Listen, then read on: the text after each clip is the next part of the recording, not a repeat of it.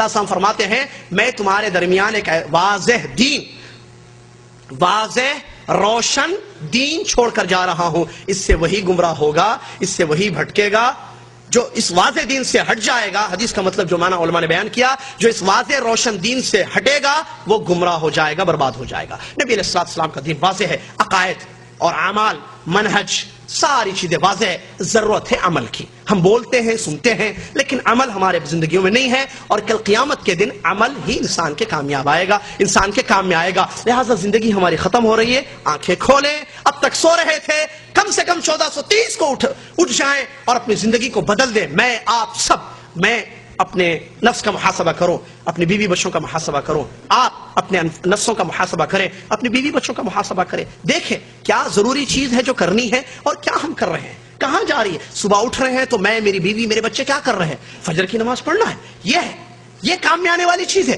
صبح فجر کی نماز پڑھنی ہے، اور اذکار صبح اور مساء کے نبی صلی اللہ علیہ وسلم نے سکھائی ہے، جس سے انسان پریشانیوں مصیبتوں سے محفوظ رہتا ہے۔ اور اس کے بعد صلاۃ الضحیٰ کی فضیلتیں آئی ہیں، کیا اس کی ہم پابندی کر رہے ہیں یا نہیں؟ کیونکہ اللہ تعالیٰ نے واضح فرما دیا فَمَن يَعْمَلْ مِثْقَالَ ذَرَّةٍ خَيْرًا يَرَهُ وَمَن يَعْمَلْ مِثْقَالَ ذَرَّةٍ شَرًّا يَرَهُ۔ ذرے کے برابر اچھا عمل ہے تو ملے گا بدلہ، دیکھے گا کل قیامت، برا عمل ہے تو بھی دیکھے گا۔ اللہ تعالیٰ سے ڈرنا چاہیے۔ صحابہ اکرام، عمر ابن خطاب رضی اللہ عنہ فرماتے ہیں کہ اگر اللہ تعالیٰ یہ کہے میں سارے بندوں کو جنت میں ڈالوں گا، صرف ایک بندے کو جہنم میں ڈالوں گا، اللہ اکبر۔ عمر جنتی ہیں، پیارے نبی صلی اللہ علیہ وسلم نے زبان مبارک سے جنت کی خوشخبری دی ہے، اور یہ صحیح حدیث ہے کہ اگر میرے بعد نبوت باقی رہتی تو عمر نبی ہوتے، اور بھی فضیلتیں ان کی آپ جانتے ہیں۔ تو عمر کیا کہہ رہے، ذرا دیکھیے تقوی اور ڈر جو ہماری زندگی میں نہیں ہے، حالانکہ ہم نماز پڑھتے، روزہ رکھتے، وہ صحابہ اور دوسرے خلیفہ عمر ابن خطاب رضی اللہ عنہ فرماتے ہیں اگر اللہ تعالیٰ سارے بندوں کو جنت میں ڈال دے اور ایک کو جہنم میں ڈالنے کے لیے کہے تو میں ڈرتا ہوں کہ کہیں وہ میں نہ ہوں۔ آگے کہتے ہیں یہ خوف ہے، یہ جو ایمان ہے، یہ آگے فرماتے ہیں اگر اللہ تعالیٰ یہ کہے میں سارے بندوں کو جہنم میں ڈالوں گا، ایک بندے کو جنت میں ڈالوں گا، میں امید کرتا ہوں کہ میں وہ بندہ رہوں گا۔ یہ رجا اور امید ہے۔ اسی لیے اہل علم علماء نے کہا الایمان بین الخوف والرجا، ڈرنا بھی ایمان ہے، امید رکھنا بھی ایمان ہے۔ خالی ڈرنا خوارج کا عقیدہ ہے، مسلمانوں کا، سلف کا عقیدہ، اہل حدیث کا عقیدہ نہیں ہے۔ خالی امید کرنا بھی مرجع کا عقیدہ ہے، سلف کا عقیدہ، اہل الحدیث محدثین سلف صالحین کا عقیدہ نہیں ہے۔ جب صحابہ اتنا اللہ سے ڈرتے تھے، جبکہ زبان مبارک محمد صلی اللہ علیہ وسلم کی زبان مبارک سے ان کو خوشخبریاں دی گئی، ہم کو اور ڈرنا نہیں ہے۔ کہاں ہے تقوی، کہاں ہے ڈر؟ سال ختم، زندگی ختم، جیسی زندگی تھی ویسی، لا حول ولا قوت الا باللہ۔ انسان کو چاہیے کہ یہ جو سال گزر رہے ہیں، دنیا کے حالات اس کے سامنے ہیں، لوگ اس کے سامنے ہیں، ہر چیز کا مشاہدہ رکھتا ہے۔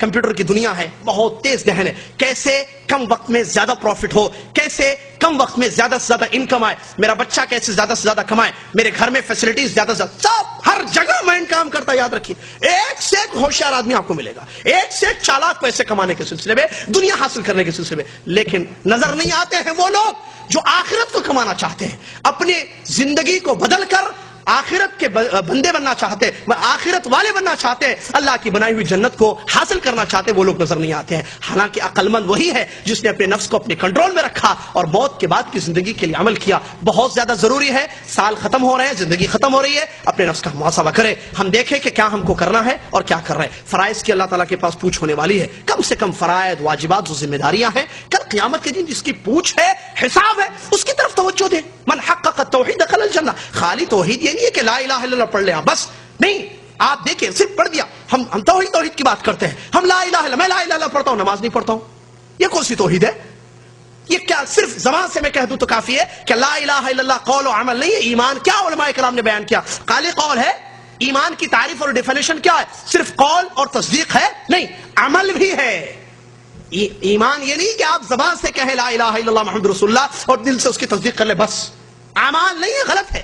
اعمال ایمان میں داخل ہیں، اہل سنت والجماعت کا عقیدہ ہے یہ، اہل الحدیث کا عقیدہ ہے یہ، اعمال ایمان کا حصہ ہیں، اعمال ایمان میں داخل ہیں، لہٰذا ہم عمل کریں کیونکہ اللہ تعالیٰ عمل دیکھتا ہے ایمان کے ساتھ۔ لہٰذا اللہ سے ڈرے۔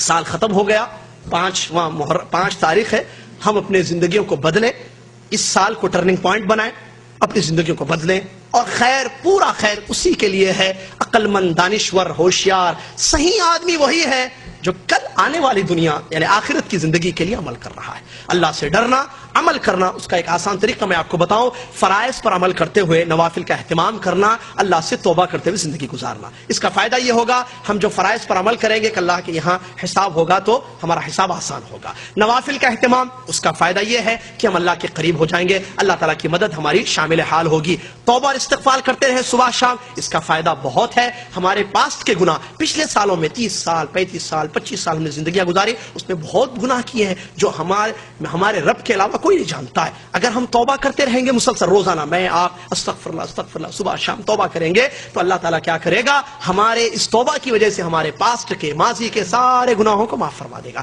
جب گناہ معاف ہو جائیں گے، بقیہ زندگی میں ہم نیک اعمال کریں گے، کل قیامت کے دن ہم اللہ کے سامنے جائیں گے تو انشاءاللہ اللہ ہم سے راضی ہوگا کیونکہ ہم نے نیک اعمال کیے۔ یہی عقل مندی ہے۔ اس کے علاوہ باتیں کرنا اور دنیا کے پیچھے بھاگنا یہ صحیح نہیں ہے۔ اور یہاں یہ بات بھی بتا دو، اللہ تعالیٰ نے منع نہیں کیا ہے کہ آپ دنیا کمائیں، پیسہ کمائیں، دنیا میں رہیں، بیوی بچوں کے ساتھ خوش رہیں، جائیں تفریح کریں، نہیں۔ آپ جانتے ہیں کہ علماء کرام نے بتایا آپ کو، یقیناً آپ جانتے ہیں چیزوں کو کہ اللہ تعالیٰ نے وَلَا تَنْسَ نَصِيبَكَ مِنَ الدُّنْيَا، اپنے دنیا کے حصے کو مت بھولے۔ آپ ضرور کمائیے، آپ ضرور ہنسیے، آپ ضرور کھیلیے، آپ ضرور دنیا میں تفریح کیجیے، آپ ضرور بیوی بچوں کے ساتھ خوش رہیے، لیکن مقصد حیات کو نہ بھولیں، اور وہ ہے عبادت اللہ تعالیٰ کی۔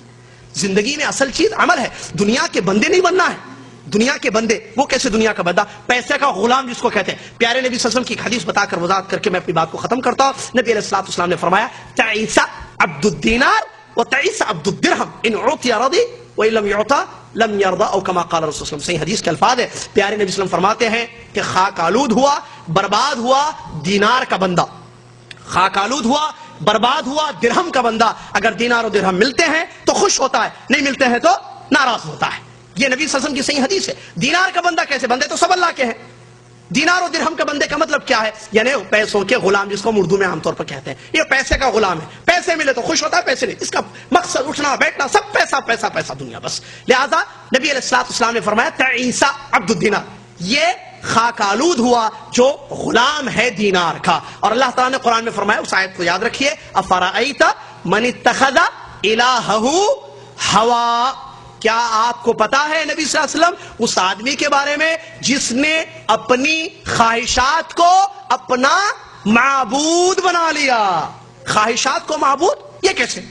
خواہش کو معبود مطلب جو خواہش ہوتی ہے بغیر کسی تفریق کے کہ یہ حلال ہے یہ حرام ہے، اللہ اس سے راضی ہوتا ہے یا ناراض ہوتا ہے، بغیر کسی تفریق کے اپنی ہر خواہش پر عمل کرتا ہے، یہ گویا کہ اپنے نفس کو اپنا معبود بنا لیا، اپنی خواہشات کو اس نے اپنا معبود بنا لیا۔ جبکہ حکم کیا ہے؟ عبادت اللہ کی کرنی ہے، خواہشات کی نہیں۔ اللہ سے دعا ہے اللہ تبارک و تعالی ہماری زندگی کو بدلنے کی توفیق عطا فرما۔ اللہ تعالی اس نئے ہجری سال کو ہمارے لیے ہماری زندگی کے لیے بہتر بنا دے۔ اللہ تبارک و تعالی ہم کو توبہ اور استغفار کثرت سے کرنے کی توفیق عطا فرما، نیکیاں فرائض کا اہتمام، اس کے ساتھ ساتھ نوافل کا اہتمام کثرت سے کرنے کی توفیق عطا فرما۔ اللہ تعالی ہماری زندگی کو بدل دے، مسلمانوں کی جان مال کی ہر جگہ حفاظت فرما دے، آمین۔ آخر میں ایک چھوٹے سے مسئلے کی وضاحت کر کے بتا دو، علماء کرام نے بیان فرمایا ہے کہ یہ جو ہجری سال ہے اس کے لیے اگر کوئی پارٹیاں کرتا ہے، ایک دوسرے کو یعنی پارٹیاں ہوں اور احتفال کیا جائے تو یہ جائز نہیں ہے۔